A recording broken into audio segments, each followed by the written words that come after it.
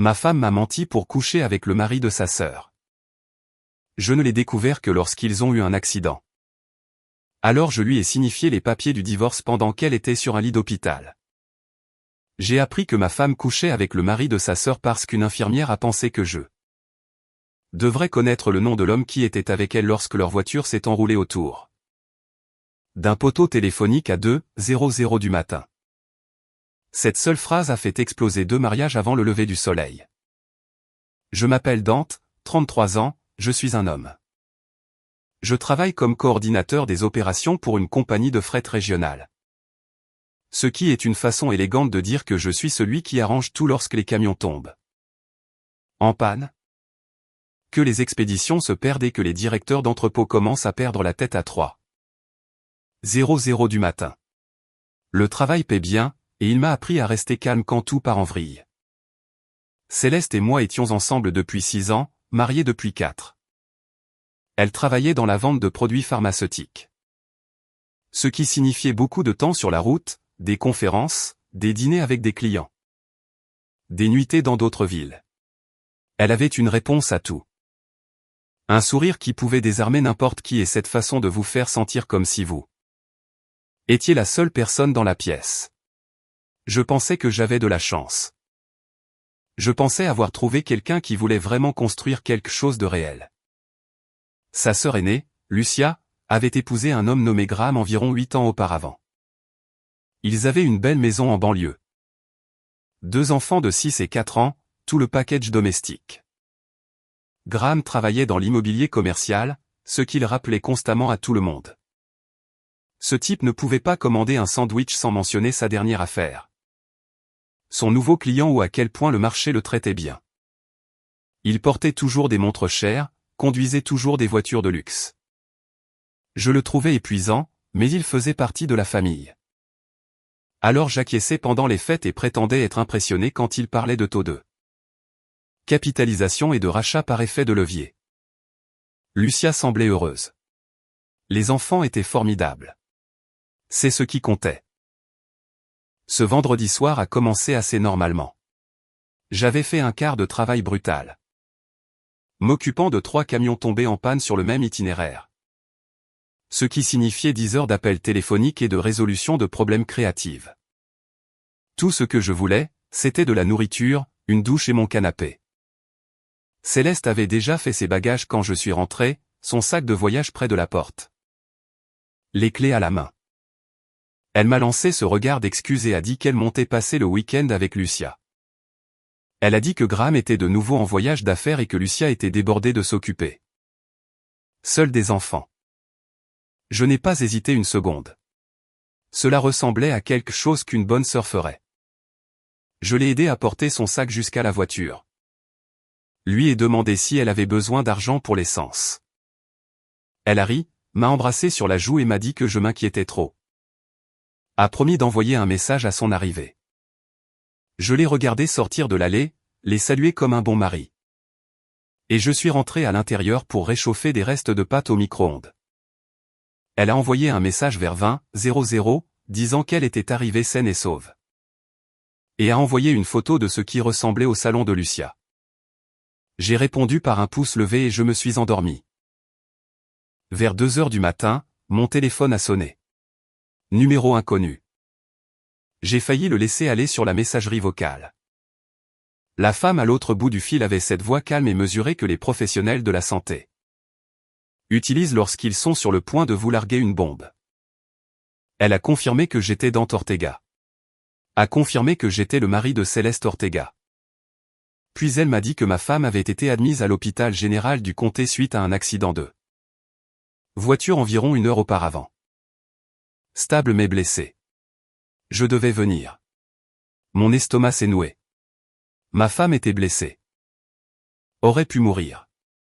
Puis l'infirmière a ajouté quelque chose qui a complètement chamboulé mon esprit. Elle m'a dit que ma femme n'était pas seule dans le véhicule. L'autre passager était un certain monsieur Graham Whitmore. Il avait également été blessé et était soigné aux urgences. Je n'ai pas répondu pendant ce qui a semblé être 1 minute entière. Je suis juste resté là, dans mon salon sombre, le téléphone pressé contre mon oreille. essayant de donner un sens à ce que je venais d'entendre. Graham Whitmore, le beau-frère de ma femme, le mari de Lucia. Le type qui était censé être en voyage d'affaires. Dans une voiture avec ma femme à 2 heures du matin sur une autoroute qui ne menait nulle part près de la maison de Lucia. L'infirmière a demandé si j'étais toujours en ligne. J'ai réussi à dire oui. Elle a demandé si je viendrais à l'hôpital ce soir. Elle a dit que Céleste me demandait. Elle a dit qu'elle semblait confuse et effrayée. J'ai remercié l'infirmière d'avoir appelé. J'ai dit que j'appréciais l'information. Elle a commencé à ajouter quelque chose sur le fait que Céleste avait besoin du soutien de sa famille, mais j'ai raccroché avant qu'elle ne finisse. Puis je me suis assis à ma table de cuisine et j'ai fixé le mur pendant que mon téléphone vibrait. Avec des appels de numéros que je ne reconnaissais pas. Ma femme avait menti sur sa visite à sa sœur. Le mari de sa sœur avait menti sur un voyage d'affaires. Tous les deux s'étaient retrouvés enroulés autour d'un poteau téléphonique ensemble au milieu de la nuit. Le calcul n'était pas compliqué. Je n'irais nulle part tant que je n'aurais pas compris exactement à quoi j'avais affaire et à quel point on s'était joué de moi. J'ai attendu jusqu'à 6 heures du matin pour passer l'appel. Je me suis dit que Lucia serait réveillée à ce moment-là. Probablement en train de s'occuper du petit déjeuner et de préparer les enfants pour les activités du samedi qu'ils avaient prévues. Elle a répondu à la deuxième sonnerie. J'ai gardé ma voix décontractée. J'ai demandé si Céleste était déjà levée, si elles avaient passé une bonne nuit. Si Lucia avait besoin de quelque chose. Longue pause. Elle semblait confuse. Elle a dit que Céleste n'était pas là. Elle ne l'avait pas vue depuis près de 2 semaines. Elle a demandé si tout allait bien parce que j'agissais bizarrement. J'ai gardé ma voix stable. J'ai demandé où était Graham. J'ai dit que j'avais essayé de le joindre pour quelque chose et que je n'y parvenais pas. Je voulais juste m'assurer qu'il allait bien. Une autre pause. Puis Lucia a dit que Graham était à Denver pour un voyage d'affaires, qu'il était parti jeudi soir. Il ne serait pas de retour avant lundi. Une grosse affaire commerciale sur laquelle il travaillait depuis des mois. Denver, n'est-ce pas? Je l'ai remercié, lui ai dit que tout allait bien. J'ai dit que je devais mettre emmêlés les pinceaux. J'ai raccroché avant qu'elle ne puisse poser plus de questions. Donc, voilà. Double confirmation. J'ai appelé la ligne non urgente de la police vers 800 et j'ai demandé où les véhicules des accidents de la nuit étaient remorqués. Ils m'ont donné l'adresse d'une fourrière à l'est de la ville. Je me suis douché, j'ai mis de vrais vêtements, j'ai bu un café qui avait le goût d'huile de moteur. Et je suis allé à la fourrière vers 900. La voiture était dans le coin arrière. Près d'une clôture en grillage recouverte de mauvaises herbes mortes. Même de loin, je pouvais dire que c'était grave. De près, c'était pire. L'avant était froissé comme une canette de soda écrasée. Le pare-brise était brisé. Du sang séché sur les appuis-têtes, le tableau de bord, le volant. Du verre partout, scintillant sous le soleil du matin. La portière côté conducteur était pliée vers l'intérieur à un angle qui m'a retourné l'estomac. J'ai fait le tour de l'épave lentement, photographiant tout avec mon téléphone. Selon le rapport d'incident affiché sur le presse-papier de l'officier. Il se dirigeait vers le sud sur la route 12 vers 1:45 du matin. Vitesse estimée à 70 dans une zone de 45. Céleste conduisait, a perdu le contrôle dans un virage. A heurté un poteau téléphonique du côté passager. A fait 2 tête-à-queue avant d'atterrir dans un fossé de drainage. L'officier intervenant a noté que c'était un miracle que quelqu'un ait survécu. Un pied de plus vers la gauche et le côté de Graham aurait été complètement écrasé. Le sac de voyage était toujours sur la banquette arrière. Le sac de Céleste, partiellement ouvert, laissait échapper des vêtements. J'ai ouvert la portière arrière et je l'ai tiré vers moi. De la lingerie. Il y avait aussi une plus petite trousse de toilette. Protection, huile de massage, bougies parfumées, format voyage, tout. Ce n'était pas un moment de faiblesse. Ce n'était pas une erreur commise dans un brouillard de mauvais jugement. C'était planifié dans les moindres détails. J'ai tout photographié. Les bagages, le contenu, chaque élément incriminant. Puis j'ai remarqué quelque chose coincé entre les sièges avant. Un portefeuille en cuir. Les initiales de Graham gravées en or dans le coin, parce que bien sûr.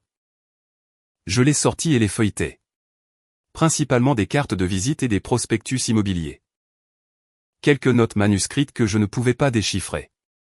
Mais une chose a attiré mon attention. Une carte de visite d'un agent de crédit de Pacific Trust Mortgage avec mon adresse personnelle. Griffonnée au dos de l'écriture de Graham. Mon adresse sur une carte de visite d'une société de prêts hypothécaires dans le dossier de Graham. Je ne savais pas encore ce que cela signifiait, mais j'ai photographié la carte. J'ai tout remis exactement où je l'avais trouvé et je suis retourné à mon camion. La chose intelligente à faire était de commencer à documenter. De construire une image complète avant de prendre des décisions. J'avais besoin d'aide. Quelqu'un qui pouvait penser clairement quand je ne le pouvais pas. Quelqu'un qui m'avait aidé à transformer des informations brutes en un plan. J'ai appelé mon ami Zach. Zach et moi travaillons ensemble à la compagnie de fret depuis bientôt 7 ans. Ancien marine. Je lui ai tout raconté. L'appel de l'hôpital, le double mensonge, la fourrière. La carte de visite de la société de prêts hypothécaires avec mon adresse au dos. Quand j'ai eu fini, il a pris une longue gorgée de son café. A posé la tasse et m'a dit 4 mots qui m'ont marqué. Documente tout. Ne fais confiance à rien. Nous avons passé les 4 heures suivantes à construire une chronologie. Céleste et moi avions des forfaits téléphoniques séparés par l'intermédiaire de nos employeurs. Mais je connaissais ses identifiants de connexion depuis que je l'avais aidé à configurer le paiement automatique quelques années auparavant. J'ai ouvert son compte sur mon ordinateur portable et j'ai commencé à télécharger les relevés. Le schéma était évident une fois que vous saviez quoi chercher. Des centaines d'appels au numéro de Graham au cours des 6 derniers mois. Certains de quelques minutes seulement, d'autres durant plus d'1 heure. De fortes concentrations les mardis et jeudis vers midi. Ses pauses déjeuner. Elle appelait le mari de sa sœur pendant que je mangeais des sandwichs à mon bureau en pensant à ce que nous allions dîner. Les textos étaient pires. La compagnie de téléphone n'avait que les métadonnées, pas le contenu. Mais le volume seul racontait sa propre histoire. Parfois 40 messages en une seule journée, parfois à 2:00 du matin quand elle était censée dormir à côté de moi. Je me souvenais de ces nuits. Elle se levait en disant qu'elle ne pouvait pas dormir. Disait qu'elle allait boire de l'eau ou lire dans le salon. Parfois, je la trouvais sur le canapé le matin, le téléphone face contre le coussin à côté d'elle. J'ai croisé les relevés d'appel avec son calendrier de travail.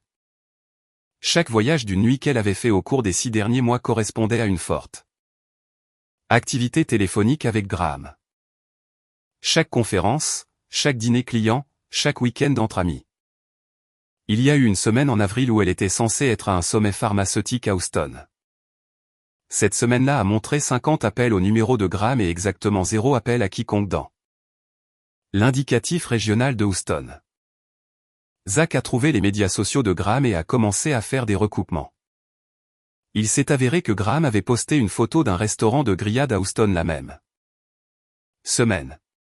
Comptes différents, plateformes différentes, mais même ville et même date. Je suis passé aux cartes de crédit. Céleste et moi gardions nos finances principalement séparées. Juste combinées pour les dépenses du ménage. Je n'avais pas regardé ses relevés personnels depuis des années. Il s'est avéré qu'elle avait une carte de crédit dont je ne connaissais même pas l'existence. Les relevés allaient à son adresse email professionnelle. Je ne l'ai trouvé que parce que son compte téléphonique incluait une liste de services financiers liés. Les frais racontaient leur propre histoire. Des chambres d'hôtel où je n'étais jamais allé. Des restaurants dans des villes où aucune conférence n'existait. Un massage en couple dans un spa de luxe. Des achats de bijoux que je ne l'avais jamais vu porter. 7 mois minimum. Cela durait depuis au moins 7 mois. 7 mois à me regarder en face chaque matin et à faire semblant que tout allait bien. 7 mois de mensonges coordonnés et de calendriers partagés pendant que je pensais que nous construisions une vraie vie ensemble. Zach a consulté les archives publiques de la société immobilière de Graham. Il a fallu environ 15 minutes pour trouver quelque chose d'intéressant. Graham Whitmore Holdings LLC s'était placé sous la protection du chapitre 11 de la loi sur les faillites il y a 9 mois. Dossier public. Son entreprise se noyait dans les dettes à cause de mauvais investissements et d'un projet commercial qui avait mal tourné pendant la récession. Soudain, la chronologie prenait tout son sens. L'empire de Graham s'effondre. Graham a besoin d'argent. Il commence une liaison avec la sœur de sa femme, qui se trouve être mariée à un homme avec une maison héritée entièrement payée valant environ 320 000 $. Cette carte de visite de la société de prêts hypothécaires avec mon adresse dessus semblait soudain beaucoup plus sinistre. Je ne savais pas exactement ce qu'ils avaient prévu, mais j'avais un mauvais pressentiment. Zach m'a dit que je devais geler mon crédit immédiatement, mettre des alertes sur tous les comptes, vérifier auprès de ma banque pour m'assurer que rien n'avait été commencé à mon insu. Vers 15h00. Zach a levé les yeux de son ordinateur portable et m'a demandé si j'avais déjà prévenu Lucia. Je ne l'avais pas fait. Je n'arrêtais pas de repousser, redoutant cette conversation plus que tout. Lucia ne méritait pas ça. Elle avait construit toute sa vie autour de Graham et de ses enfants. Lui faisait entièrement confiance. De la même manière que j'avais fait confiance à Céleste. Je lui ai envoyé un texto lui demandant de m'appeler quand elle aurait quelques minutes seule. Je lui ai dit que c'était important. J'ai ajouté que ce n'était pas une bonne nouvelle. Elle a appelé moins d'1 heure plus tard. Elle a dit que Graham ne répondait toujours pas à son téléphone. Elle a dit qu'elle commençait à s'inquiéter parce que son hôtel à Denver n'avait aucune réservation à son nom. J'ai pris une grande inspiration. Je lui ai dit qu'il n'y avait pas de voyage à Denver. Puis je lui ai tout raconté. L'appel de l'hôpital, l'accident, Graham dans la voiture avec Céleste à 2 heures du matin. Le sac de voyage avec son contenu soigneusement emballé, les 7 mois de relevé téléphonique. Les dates de voyage correspondantes, tout. Long silence. Elle a demandé si j'étais sûr. Je lui ai dit que j'avais des photos.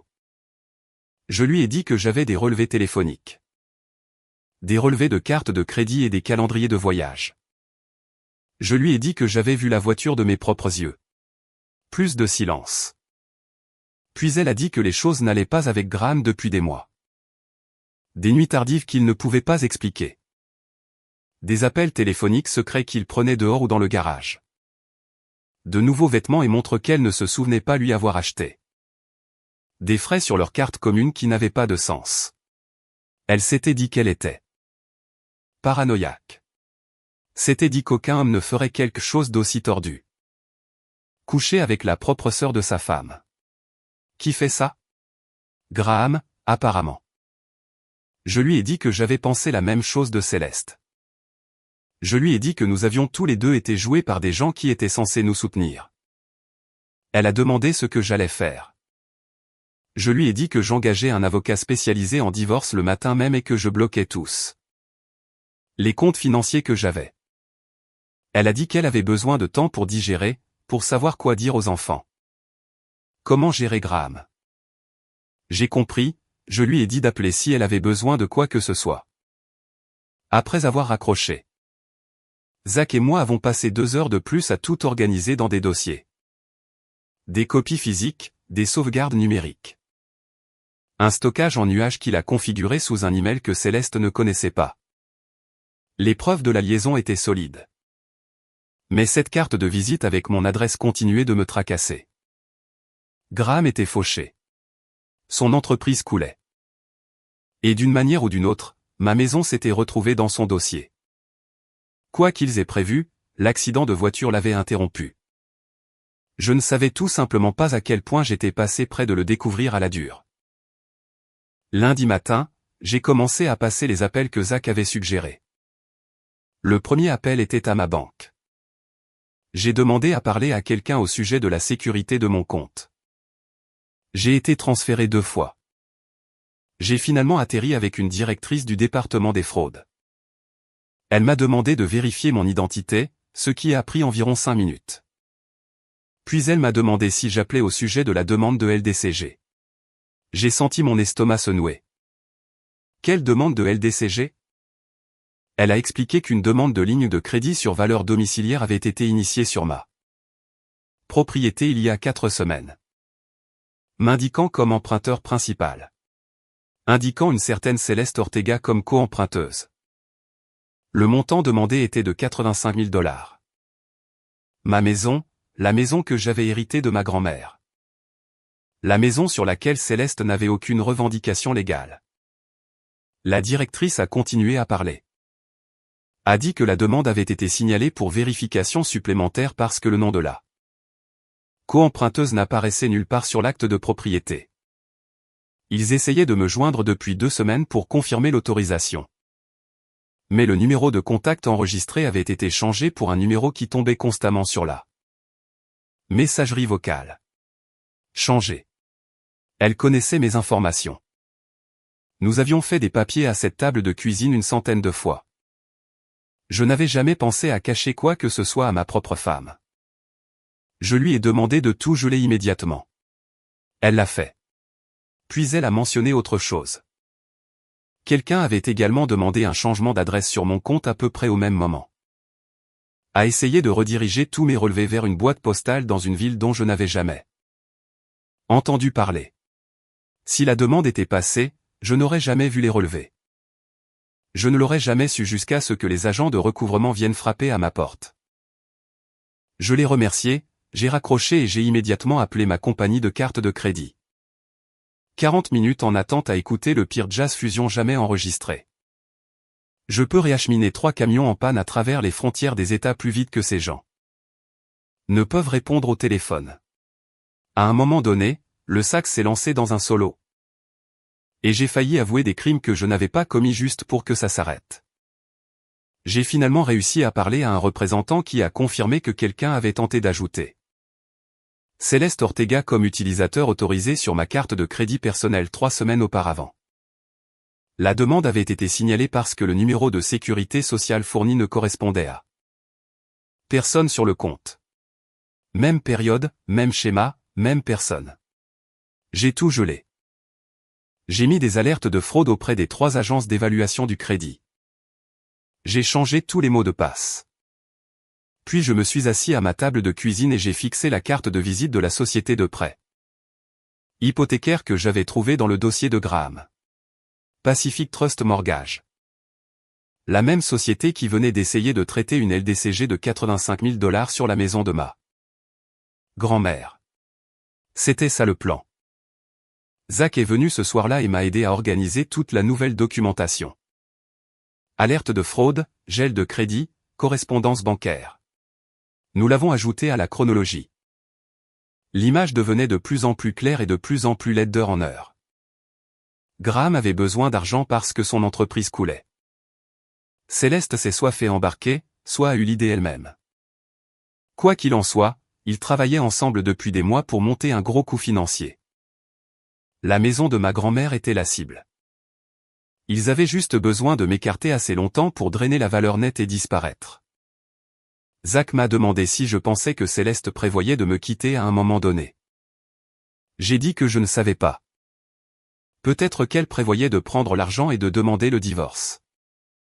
Peut-être qu'elle prévoyait de prendre l'argent et de rester mariée pendant que Graham gérait sa propre situation séparément. Peut-être qu'ils prévoyaient de s'enfuir ensemble et de nous laisser, Lucia et moi, tenir le sac. Ça n'a plus d'importance maintenant. Ils ne prévoyaient plus rien. Mercredi matin, je suis allé en ville et j'ai rencontré un avocat spécialisé en divorce nommé Pet. Je lui ai tout montré. Les relevés téléphoniques, les relevés de carte de crédit, les documents de la LDCG. Les alertes de fraude. La chronologie organisée que Zach et moi avions construite en 2 jours de recherche. Pet a tout examiné sans aucune réaction visible. Cela a pris environ 90 minutes. Quand il a eu fini, il a levé les yeux et a hoché la tête une fois. Il a dit que j'avais l'un des cas de bien séparés les plus clairs qu'il ait vus depuis des années. Plus des motifs solides pour un divorce pour faute avec des implications de fraude. Il a exposé la stratégie. La maison était un bien séparé, hérité avant le mariage, jamais mélangé avec les biens matrimoniaux. Céleste n'y avait aucune revendication légale en vertu de la loi de l'État. La tentative de LDCG était une preuve de fraude financière. La liaison donnait des motifs pour un divorce pour faute, ce qui affecterait la façon dont les biens seraient partagés. Pete a dit qu'il pourrait avoir les papiers prêts pour vendredi. Il m'a demandé si j'avais des préférences sur la manière dont Céleste devait être signifiée. J'y ai réfléchi longtemps. Lucia m'avait appelé ce matin-là. Elle a dit qu'elle allait à l'hôpital jeudi pour confronter Graham. Elle a dit qu'elle ne pouvait pas le faire seule. Elle m'a demandé si je serais là. Si j'y allais de toute façon. Je me suis dit que je pourrais aussi bien faire en sorte que le voyage compte.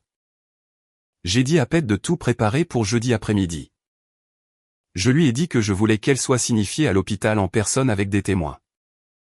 Il l'a juste noté et a dit qu'il organiserait un huissier de justice. Jeudi, Céleste avait été transférée hors des soins intensifs.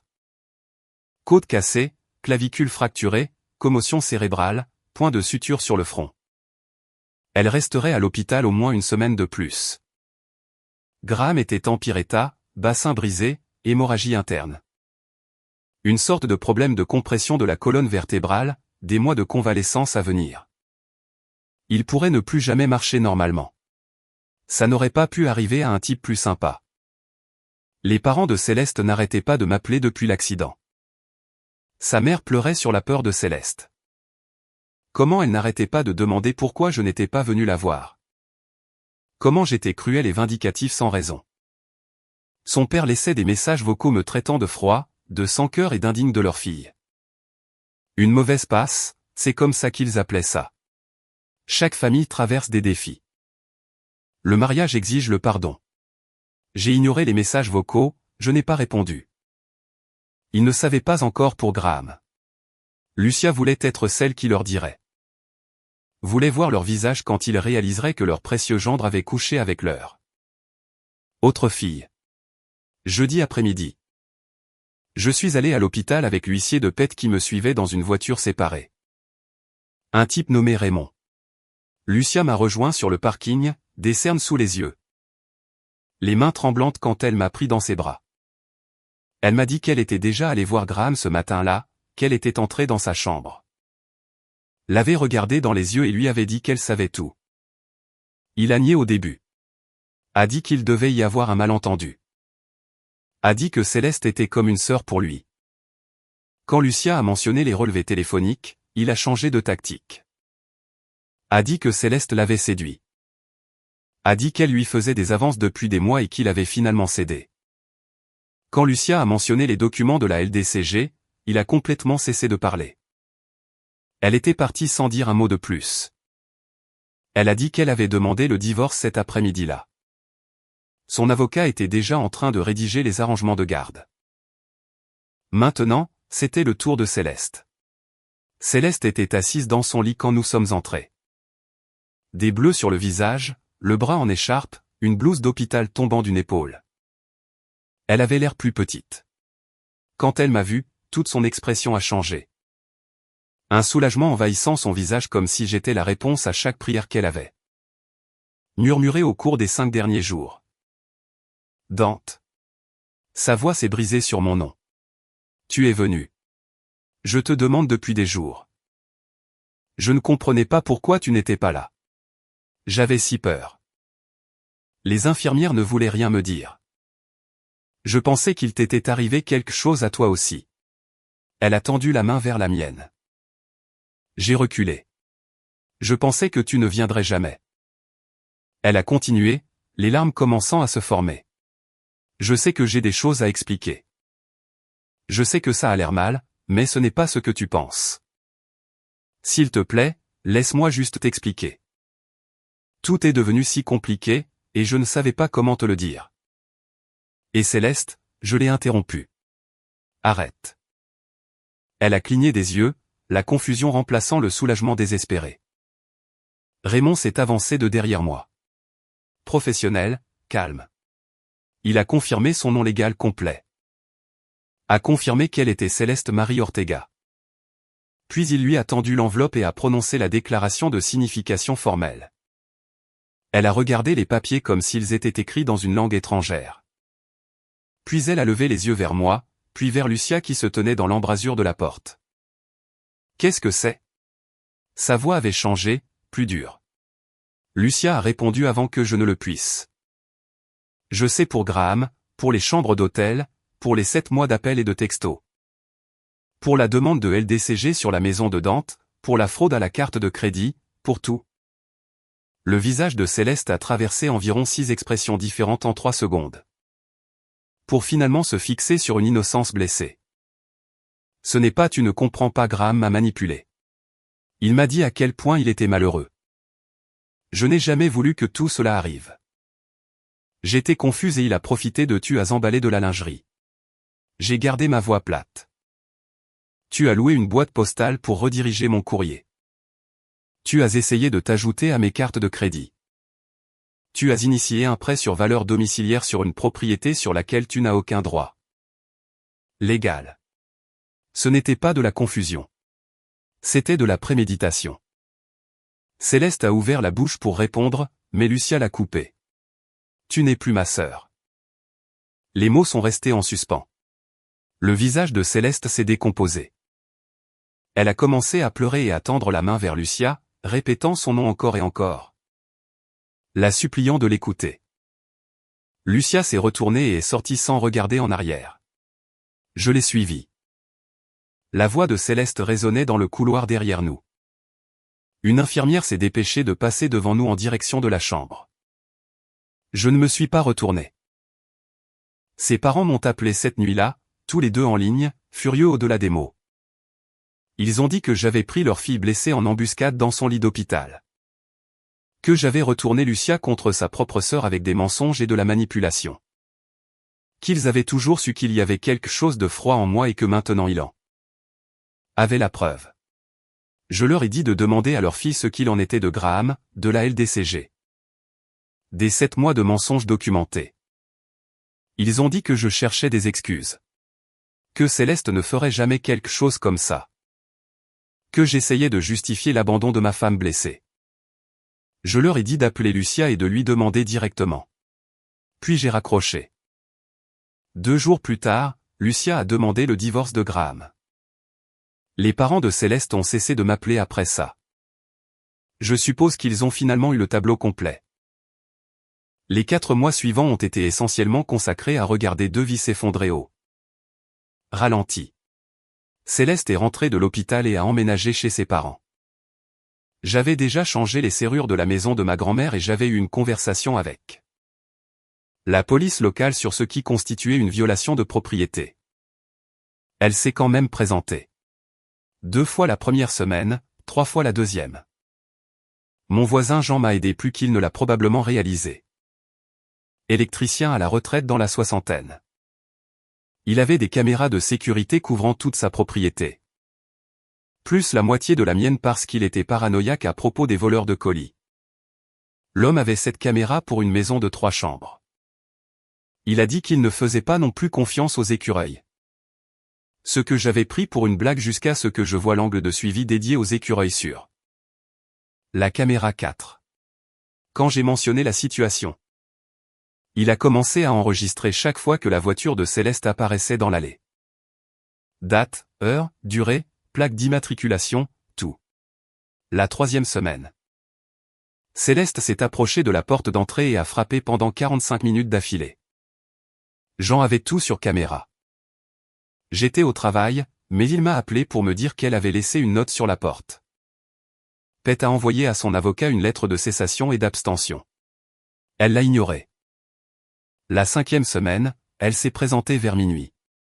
Les caméras de Jean ont tout filmé.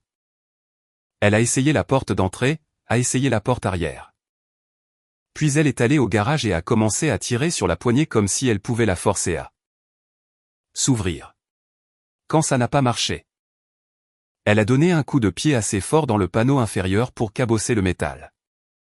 Elle est restée là pendant encore 10 minutes. Criant après la maison avant de finalement partir en voiture. Après l'incident de la porte de garage, Pet a déposé une ordonnance d'interdiction d'accès formelle auprès du bureau du shérif du comté.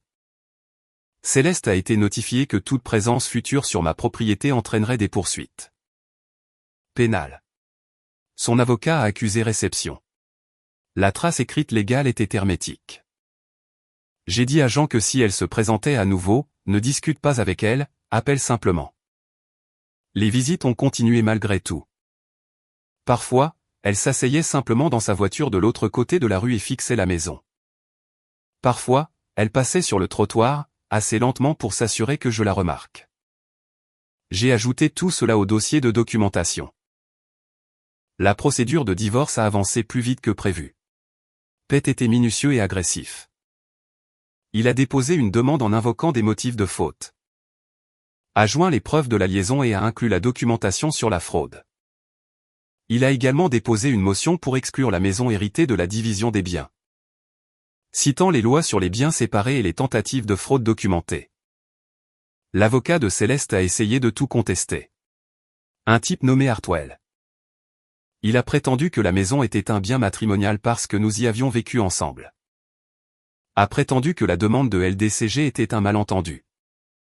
A prétendu que Céleste était une victime de la manipulation de Graham et ne devait pas être tenue responsable de ses stratagèmes.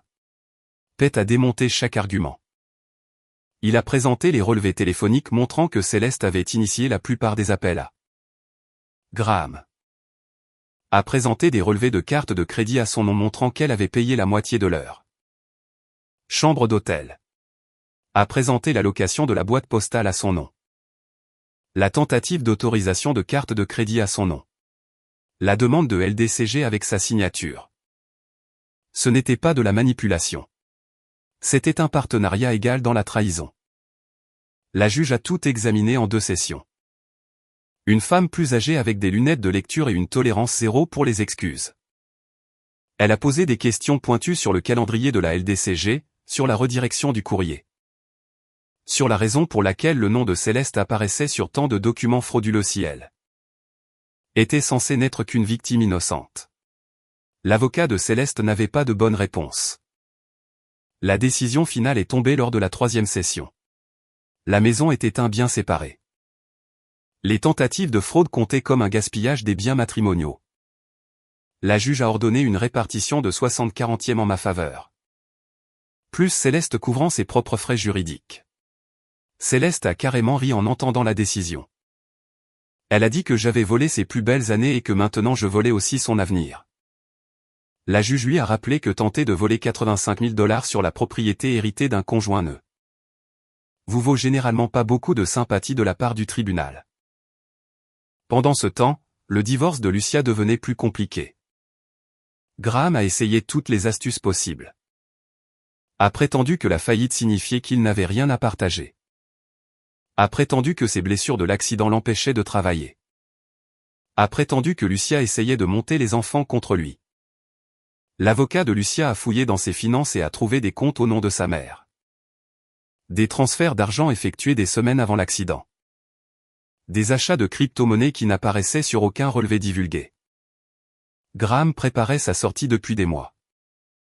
Il allait drainer tout ce qu'il pouvait et disparaître quelque part avec des traités d'extradition. Faible. L'accident a tout gâché pour lui.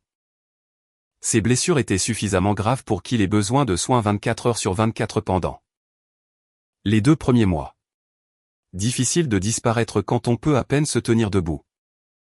Difficile d'accéder à ses comptes cachés quand l'avocat de votre femme a tout gelé en attendant une expertise comptable.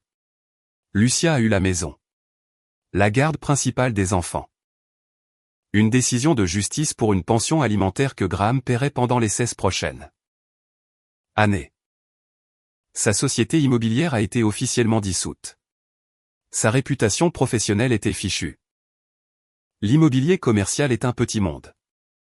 Personne ne voulait travailler avec le type qui avait monté une arnaque financière contre son propre beau-frère tout en couchant avec la sœur de sa femme.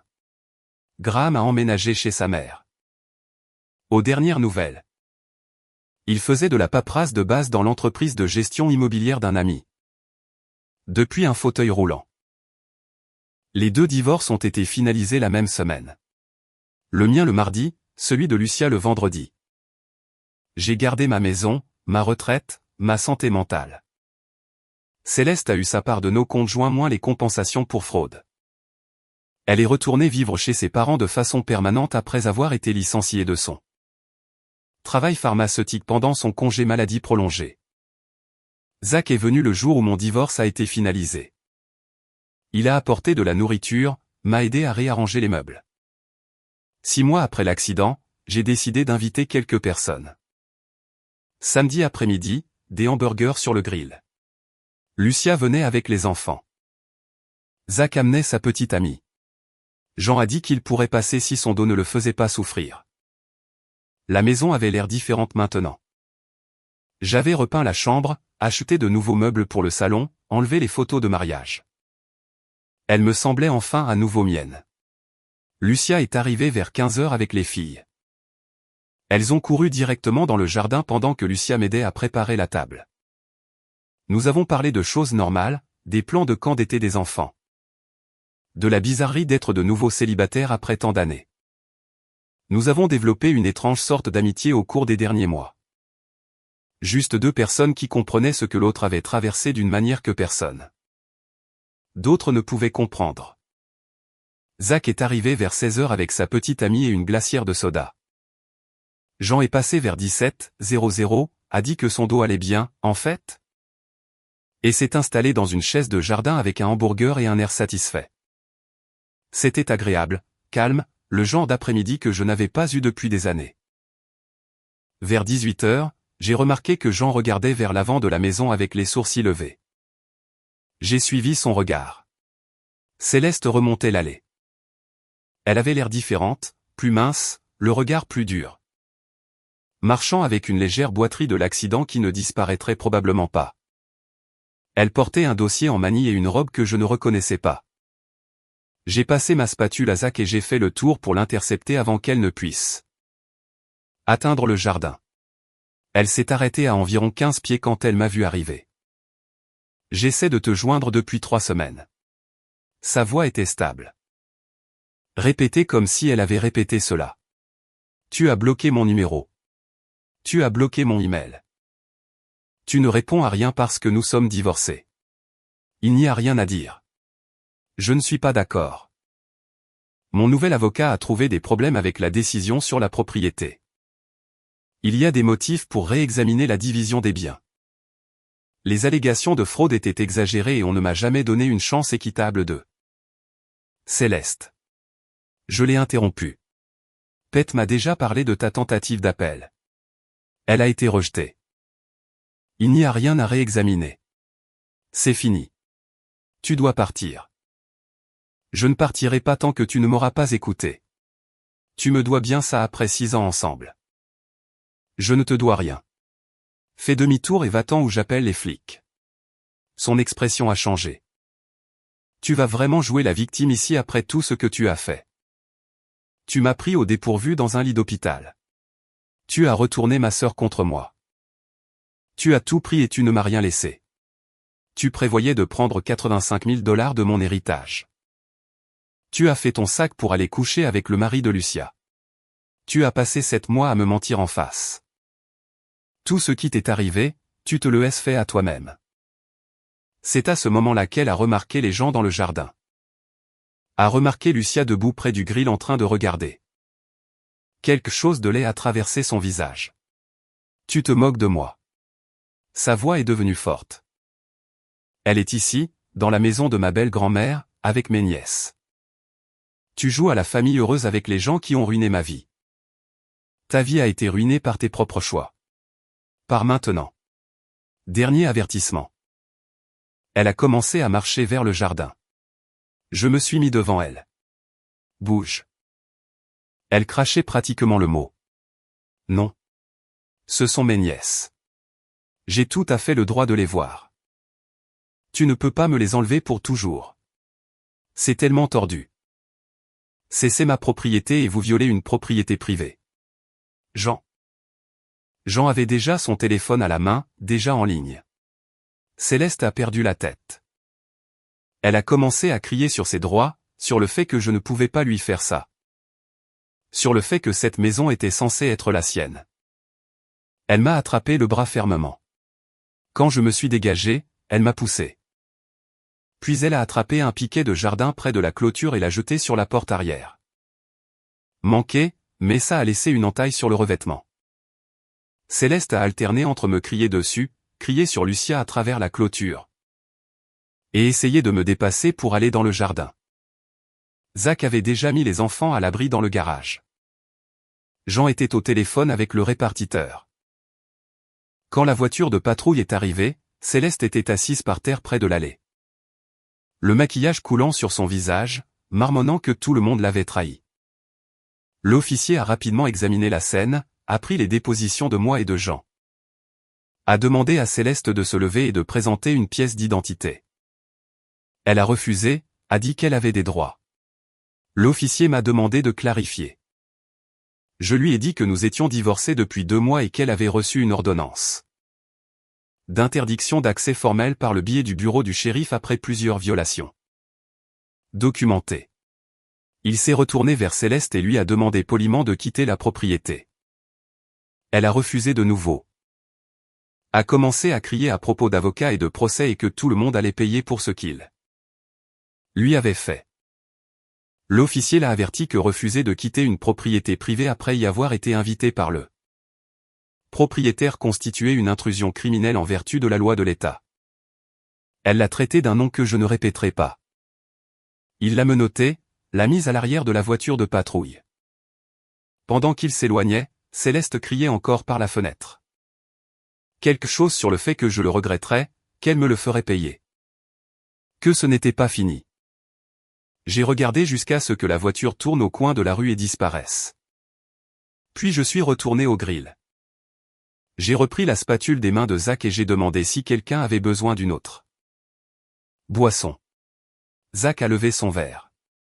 Lucia a ri pour la première fois de la journée. Jean a dit que c'était le plus d'animation qu'il avait eu depuis des années. Nous avons fini de dîner alors que le soleil se couchait. Lucia est partie vers 20h avec les filles endormies sur la banquette arrière. Zach et sa petite amie sont partis peu après. Jean est rentré chez lui.